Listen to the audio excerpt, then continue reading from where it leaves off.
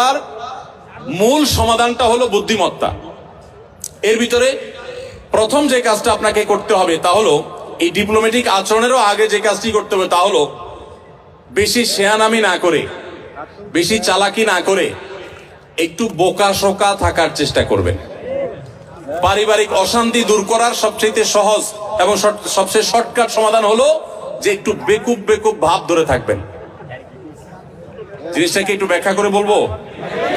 আচ্ছা, ধরেন আপনার স্ত্রী এসে আপনার মার নামে এক গাদা বদনামি করছে। তোমার মা এটা বলছে, তোমার মা ওইটা বলছে, উনি কি এটা বলতে পারে? একটা বুড়া মানুষ কিভাবে এই কথা বললো? তোমার ভাই এটা বলছে, তোমার বোনও এটা করছে।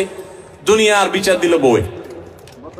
তখন আপনি একজন সভ্য স্বামীর মতো, ভদ্র স্বামীর মতো মনোযোগ দিয়ে সব কথা শুনবেন। অনেক স্বামী আছে বেকুবের মতো বউয়ের কথা শোনে না, বলে বুঝছি তুমি কি বলবা, হয়েছে থামো। না, খবরদার, ফুল কথা বলতে দিবেন।